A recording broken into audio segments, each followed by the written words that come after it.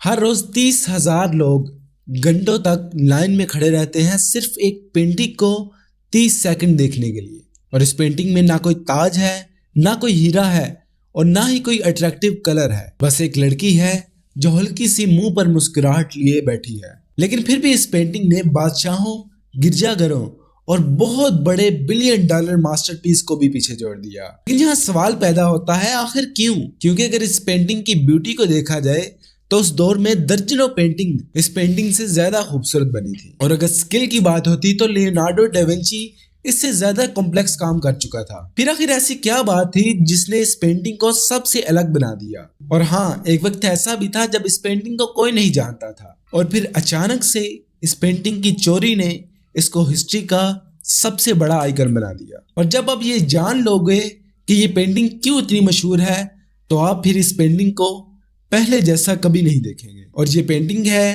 دنیا کی سب سے مشہور مونالیسا کی پینٹنگ۔ اس پینٹنگ کے بارے میں کئی تھیوریز ہیں کہ آخر یہ پینٹنگ کس کی ہے۔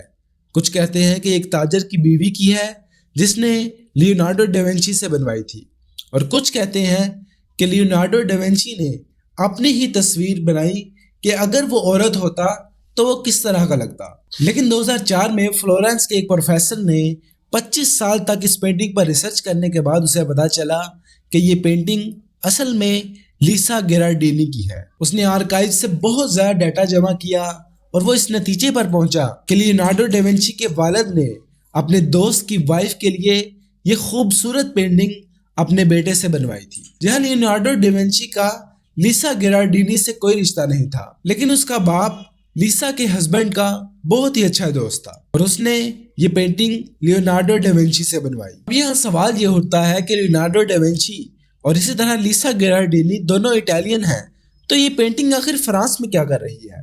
اس کے لیے ہمیں ہسٹری کا سفر کرنا پڑے گا اور جانا پڑے گا 1560 میں، جہاں فرانس کے بادشاہ نے لیونارڈو ڈیونچی کو اپنے پاس بلایا۔ لیونارڈو یہاں اٹلی سے جاتے ہوئے اپنے ساتھ وہ مونالیسا کی پینٹنگ بھی لے گیا، اور یہ بھی کہا جاتا ہے کہ وہ 15 سال تک اس پینٹنگ کو ساتھ ساتھ موڈیفائی کرتا رہا، اور آخرکار لیونارڈو ڈیونچی وہاں ہی وفات پا گئے اور یہ پینٹنگ بادشاہ نے اپنے پاس رکھ لی۔ شروع کے دور میں یہ پینٹنگ بالکل بھی مشہور نہیں تھی، لیکن 1911 میں اس پینٹنگ کی چوری نے اس کو دنیا بھر میں مشہور کر دیا۔ 1911 میں ونچینزو اور اس کے 2 دوستوں نے اس پینٹنگ کو فرانس کے میوزیم سے چوری کیا، اور ان کا یہ کہنا تھا کہ یہ پینٹنگ اٹلی کی امانت ہے، اور وہ خود بھی اٹلی کے رہنے والے تھے۔ جب اس پینٹنگ کے چوری ہونے کی اطلاع پورے ملک میں پھیلی اور آہستہ آہستہ پوری دنیا میں پھیل گئی تو تب یہ پینٹنگ پوری دنیا میں مشہور ہو گئی۔ اس کے بہت زیادہ مشہور ہونے کی پہلی وجہ یہ تھی کہ یہ پینٹنگ کسی کپڑے یا کاغذ پہ نہیں بنی تھی، بلکہ یہ لکڑی پر ڈیزائن کی گئی۔ اور اگر آپ اس پینٹنگ پہ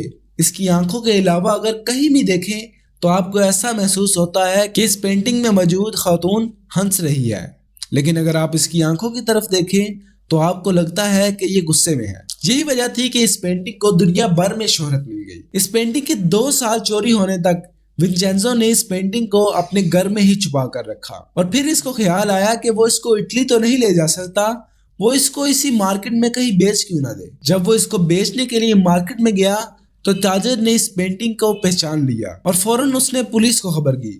تب ونچینزو کو 6 ماہ قید کی سزا سنا دی گئی، اور اب یہ پینٹنگ بلٹ پروف شیشے میں انڈر سیکیورٹی فرانس کے ایک میوزیم میں پڑی ہے۔ امید ہے کہ آپ کو یہ ویڈیو پسند آئی ہوگی۔